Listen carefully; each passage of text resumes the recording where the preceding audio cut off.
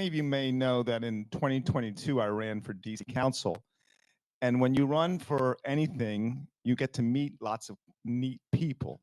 And one of the persons I met in the process was my fellow Ward 3er, Kevin Kosar. So we had a nice coffee at Bread First, and we talked about DC politics. Anyway, I always thought that Kevin would be somebody that would be a great speaker for us. And hopefully my thought was going to be correct. So with no further ado, here's Kevin Kosar from the American Enterprise Institute. Well, thank you, David. And before you get fully away from me, in commemoration of that fine coffee that we have, I want to give you a mug. I have a podcast called the Understanding Congress podcast. Do I understand Congress yet? No, but I'm 20 plus years working on it. I think I'm getting there, but I figured I'd give one to David as a guy who's interested in public affairs. Yes, so I'm at the American Enterprise Institute, as you heard. I've been in Washington, D.C. since August 2003. That's when I started a stint at the Library of Congress's Congressional Research Service, a cohort of nonpartisan researchers and information specialists whose job is to supply Congress with information and analyses. And I held that position for about 11 years before moving over into the private sector to do essentially the same thing, but to not do it from a civil service position. And I guess if you counted graduate school, I'm getting close to 3 decades of studying the US Congress. And again, as I said, baby steps. I'm getting closer and closer to understanding it, but they keep changing up on Capitol Hill. So delighted to be here. Thank you very much for having me, and thank you, David, for making this happen. I really do hope that this is hello and not goodbye. I certainly would be delighted to connect with you all. I'm very easy to find online, whether it's LinkedIn or some other platform. My office is right over in DuPont Circle. Please, if you want to chat, want to have a coffee or something, you know, one thing as I've gotten older, I've learned that time spent with good people is the best time spent. So most of you may know that American Enterprise Institute is the think tank here in town. It's a 501c3 not-for-profit, which engages in public policy research and education. AEI's institution doesn't take institutional positions on policy issues. They treat their fellows like me and scholars basically like university faculty. We are free to follow the facts and analysis. So when I or any of my colleagues speak, we're not speaking for the Institute, we're just speaking on our own behalf, like it or lump it. I think what touched off this visit here was that David had seen a George Will Washington Post column that quoted an essay I had written, and the essay was titled "The Federal Budget, Serious Issues and Unserious Politics." Thank you, George Will, for name checking me, and thank you, David, for seeing the column. So to get to the subject matter, our federal budget and where we are and where we are going. I should begin my remarks, since this is our first time in meeting, by noting that by nature, I am an optimistic person about America. I think we're a remarkable nation and that our success has flowed from our constitutional system, our mostly free market economy, our general pragmatism, our openness to immigration, new ideas, creativity. It's a very dynamic country, and a dynamic country is a country that is well poised to meet new challenges. I think my observation is that, you know, when I've looked at federal governments, state governments, local government, we are pretty flexible people. We allow a whole range of solutions to be ginned up. We don't tend to operate with a cookie cutter approach. And I think that's good. You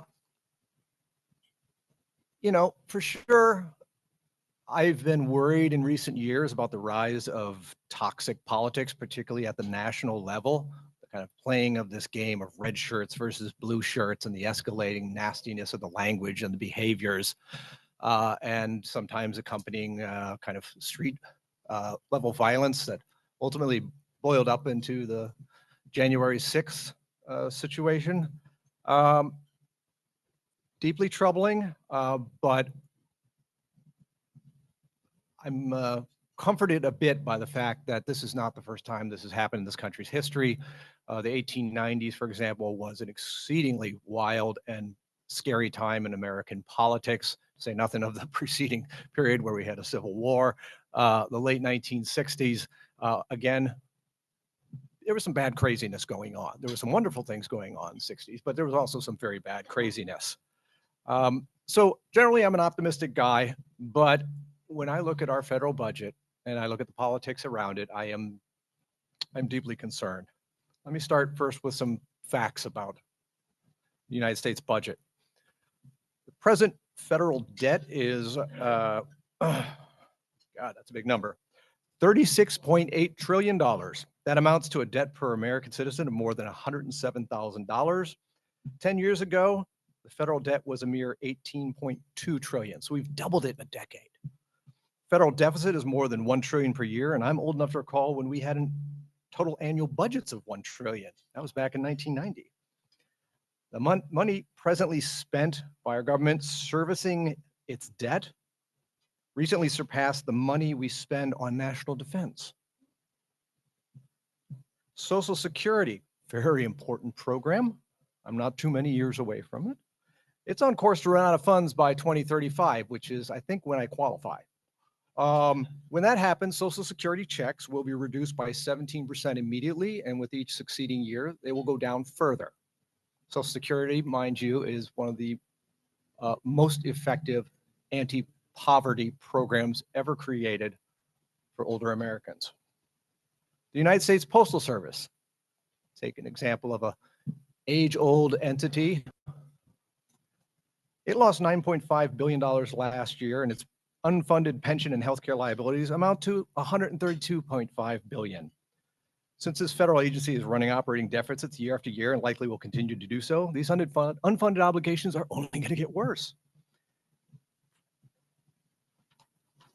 I could go on and on about how bad things are, but you get the point. The federal government is running up bills, but isn't bringing in enough revenue to cover them.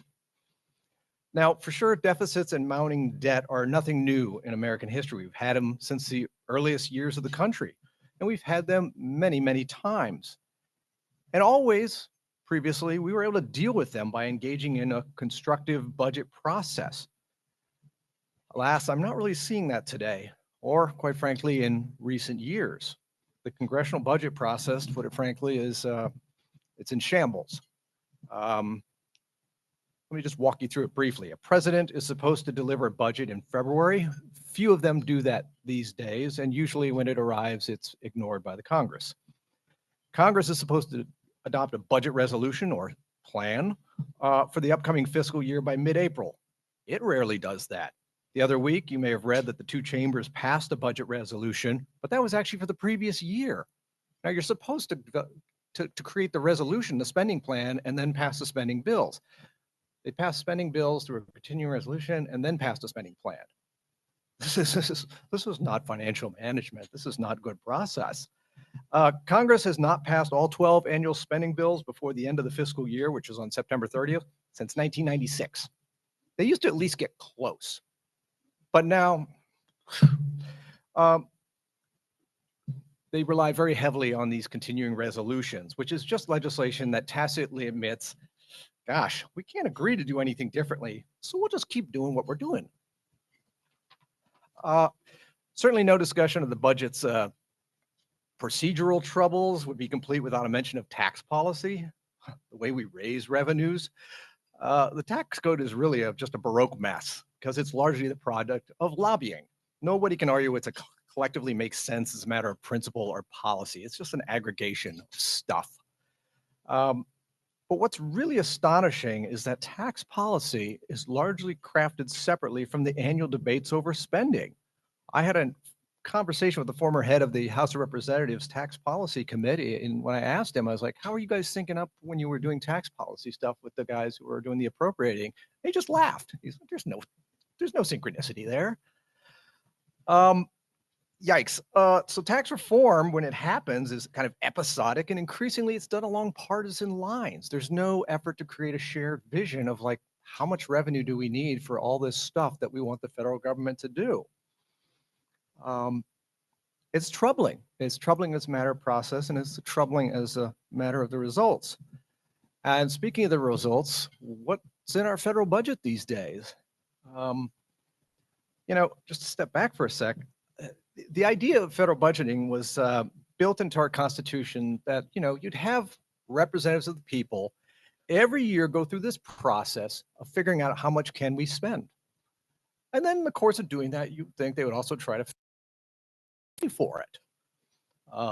We have single year spending bills. We can't enact spending bills that last for 20 years or 30 years. That sort of activity is barely occurring right now. And especially problematic is that most federal spending is just not debated and voted on. It is automatic spending. Most federal spending today goes to entitlement programs like Social Security, Medicaid, Medicare, and the like, along with paying the interest on the debt. By law, all these dollars just go out the door. And unfortunately, they're all just growing in size every single year. And none of them have a dedicated funding stream that is structured to grow with them. That's not good. And as entitlements have come to swallow up more and more of the total budgetary pie, that means there's less of a budget to expend on all the other stuff that legislators might want to do, which, not surprisingly, has intensified the political conflicts over those dollars.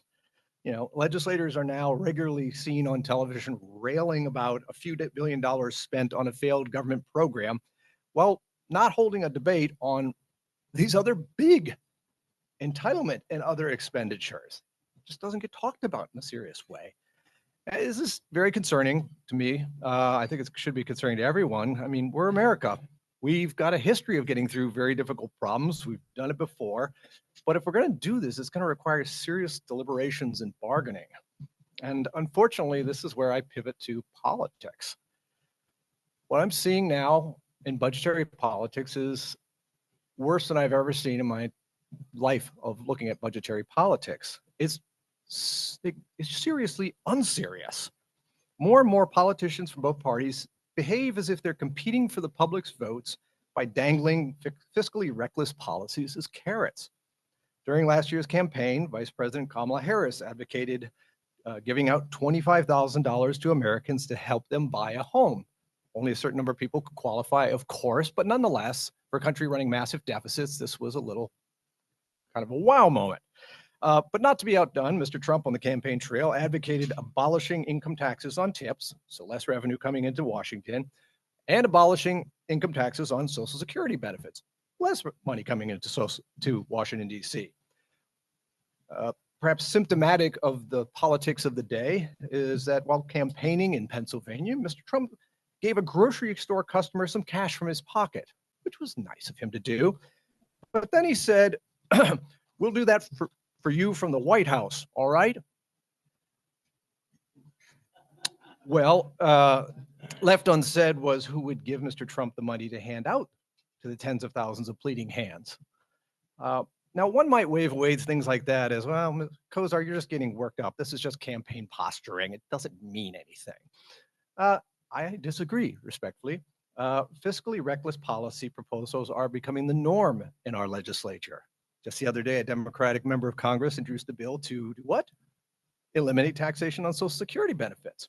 Again, with no accompanying way to make up the revenue drop.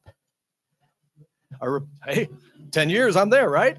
A Republican senator introduced a bill to eliminate taxation on overtime work.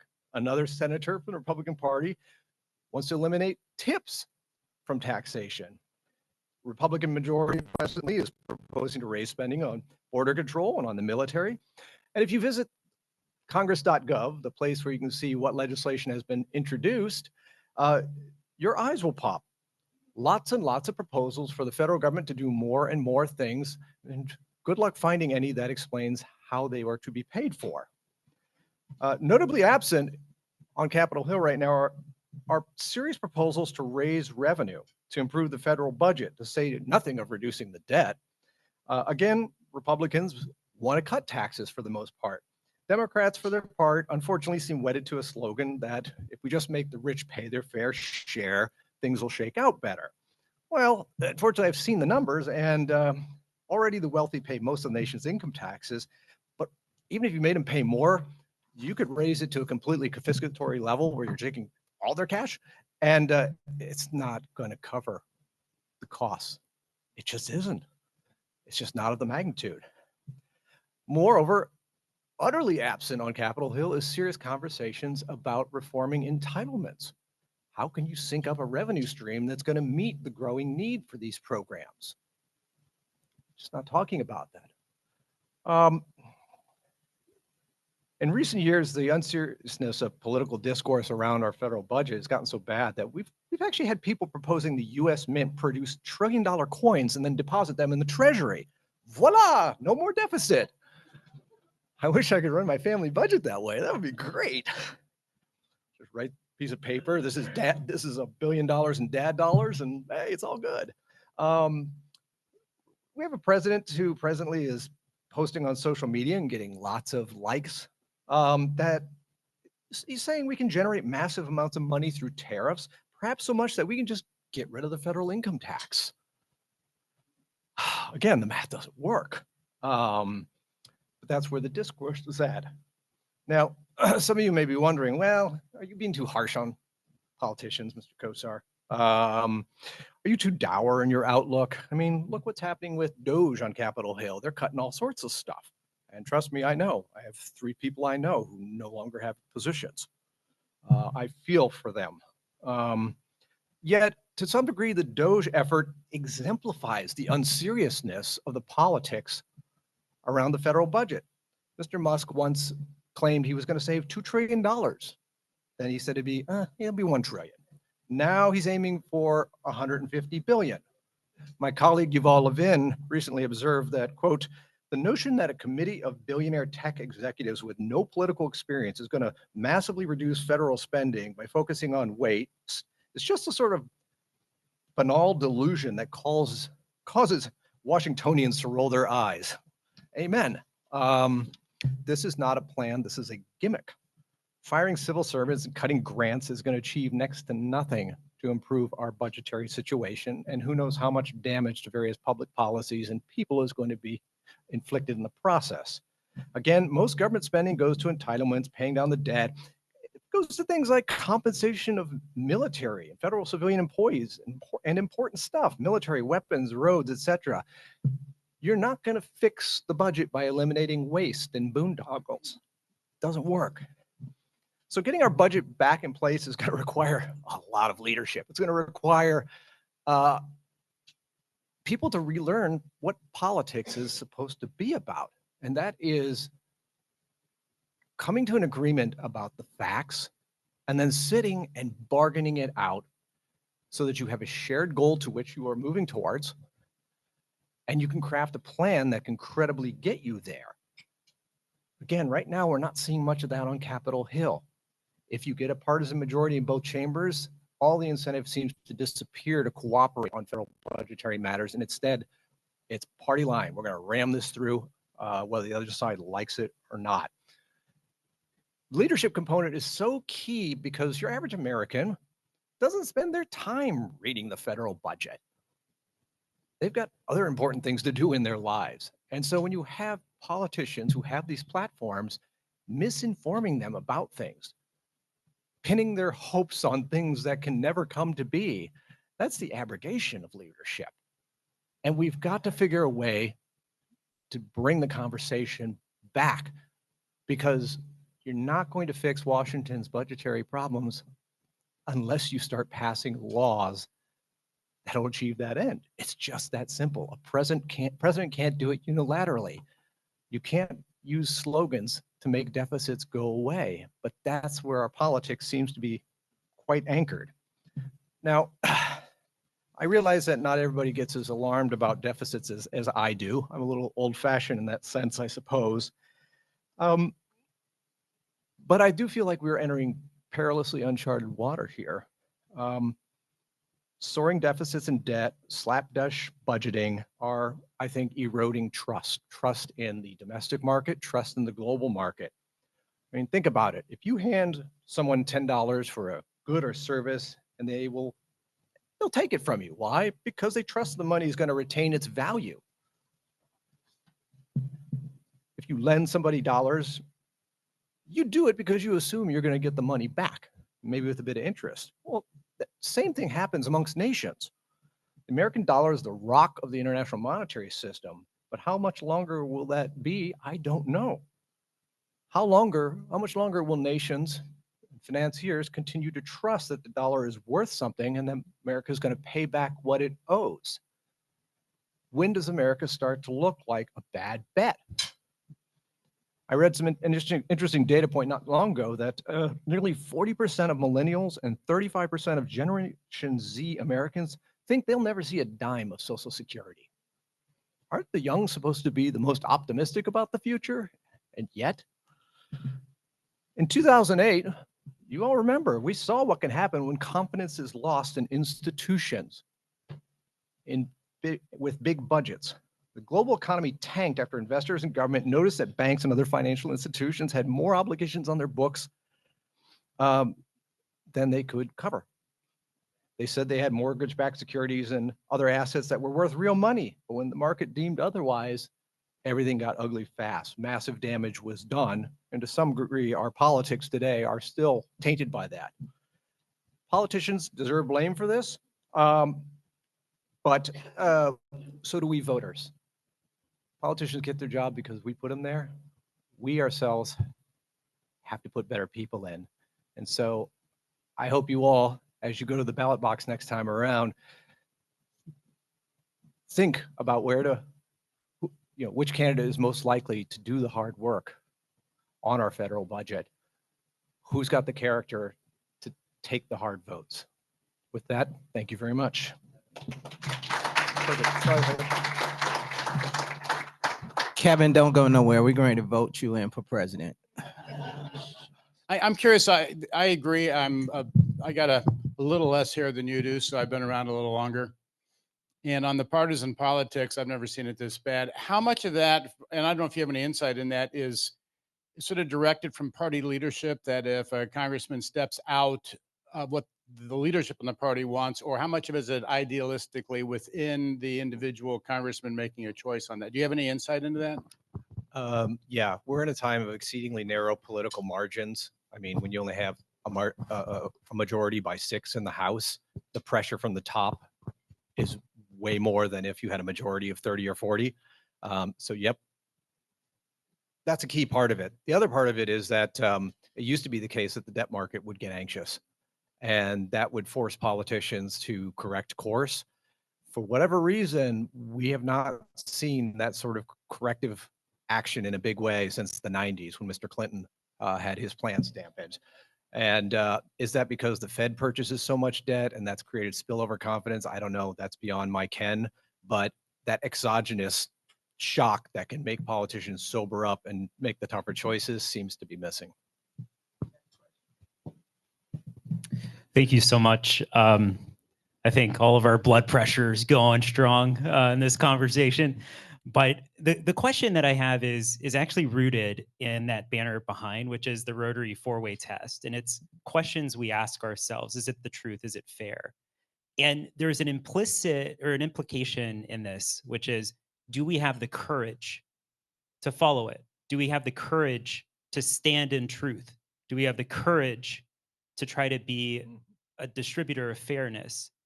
And I ran for office back in West Virginia in 2022.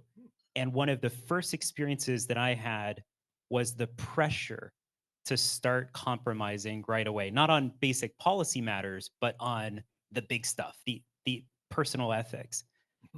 And we see this today with corporations and even national politicians, where it feels the word that's thrown around as anticipatory compliance.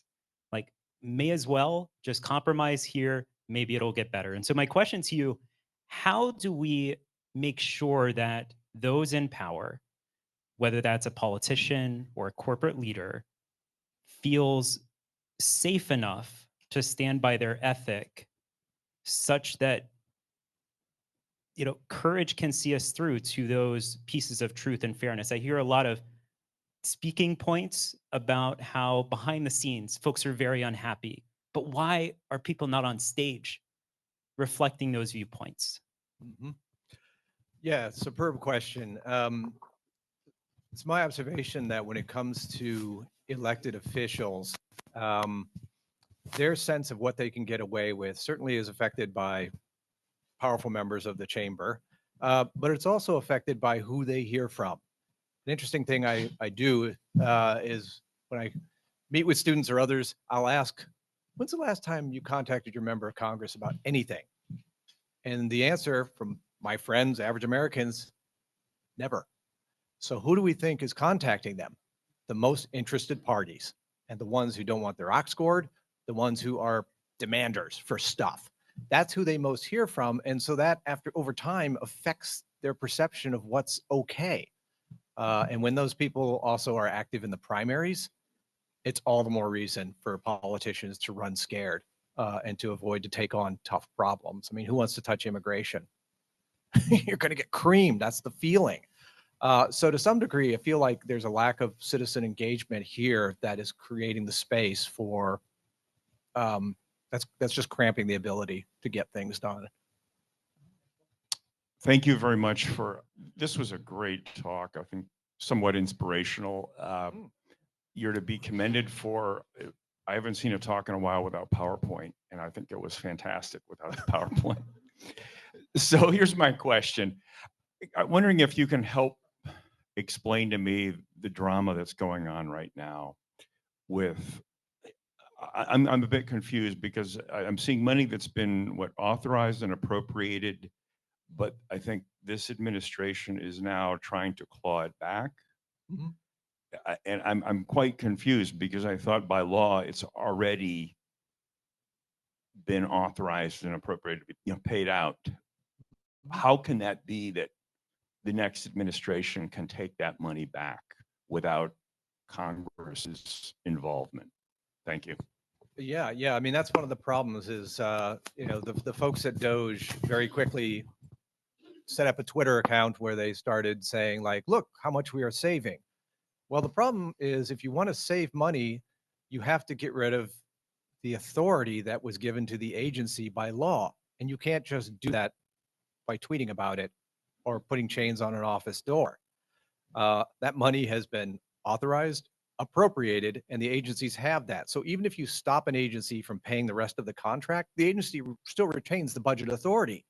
So you're not going to be able to score when you look at the next budget, these savings, because they're not savings, because the spending authority still exists. And that's where I look at this whole process and think there is no way any of this is going to stick. Sure, people are losing their jobs, and whether they ever go back, that stuff is real. But as a budgetary process, this is not real. This is not real. You're at AEI. You laid out some issues. All of us are familiar with that. One of the problems we're seeing right now, a lot of people are laying out the issues, the problems. You at AEI, how will you actually help to conquer these problems that we have that so many people are laying out to all of us? It's one thing to say something. It's another thing to cure the problem. Yeah. So AEI is an educational institute. So our direct audience is policymakers on Capitol Hill. It's certainly the media ecosystem around that the politicians feast off of and are influenced by. But by law, we are not an organization that can financially support candidates or run people or do community activism or get out the vote efforts. I mean, that's literally not what we're allowed to do. So, it falls to each of us in our own individual capacities to be able to go out and to make these pushes for change, bring them up with other people, encourage others to engage, to vote, to do stuff. That is what I can do. And I think that's what my colleagues can do. Certainly other groups have other capacities. You're a 501c4 or a PAC or super PAC, like that's a whole nother ball game where you can directly affect who gets into office. But I mean, honestly, right now it feels to me, though it's limited in scope, what I'm doing to try to dispel myths, to try to knock down nonsense. You know, the other week at AEI, we ran a program where we had a scholar who ran the receipts from the Department of Government Efficiency where all these savings were proclaimed. Are the numbers right? Are the numbers wrong? Well, we audited the auditors, so to speak, and we found out that the numbers were not accurate, that the American people were to some degree being sold a bag of goods. And the more we can get that out there, the more you would hope that we'd be able to move towards a more serious conversation and serious politics and policy making that are focused on the facts and not about chasing these fantasies about. Thank you so much. You mentioned the debt service, and this is my biggest concern. I feel like it's being underestimated on its impact on the budget. Don't we have like 8 or 9 trillion of debt rolling over this year? Oh, It's a big yes, number. it is a big number. And if the inflationary pressures do not reside, it's just going to get worse. So I see this every day in my work. I see US Treasuries maturing with rates of 0.25%, Mhm. 1%, 1.5%, 0.5%. And this is going to happen at least the next 5 years. So debt matures tomorrow, May 1.